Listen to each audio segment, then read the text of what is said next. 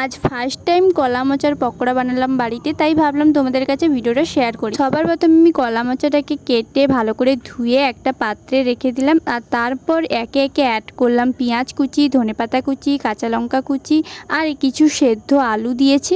আর সাথে দিয়েছি বেসন, হলুদ গুঁড়ো, লঙ্কা গুঁড়ো, জিরের গুঁড়ো, লবণ, গোটা জিরে আর সামান্য একটু চিনি আর সামান্য একটু গরম মশলা দিয়েছি। এরপর অল্প অল্প জল দিয়ে ভালো করে মাখিয়ে নিলাম। আর এটা কিন্তু মাথায় রাখবে, বেশি জল দেওয়া যাবে না, নাহলে পাতলা হয়ে যাবে। এরপর কড়াইয়ের মধ্যে তেল দিয়ে দিলাম, আর তেলটা ভালো করে গরম হয়ে এলে পকোড়াগুলো এর মধ্যে দিয়ে দিলাম।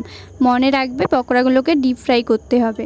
আর জানো, এটা খেতে কিন্তু নর্মাল পকোড়া থেকেও ভালো হয়েছিল। আর এর বড় ভিডিওটা আমি কিছুদিন পরে আমার এই চ্যানেলে আপলোড করব, তোমরা গিয়ে দেখে নেবে। আর এটা খেতে জাস্ট দারুণ ছিল। তো ফ্রেন্ডস, ভিডিওটা ভালো লাগলে একটা লাইক করে দিও, অ্যান্ড সাবস্ক্রাইব করতে ভুলে যেও না। তো চলো, আজকের ভিডিও এই পর্যন্ত।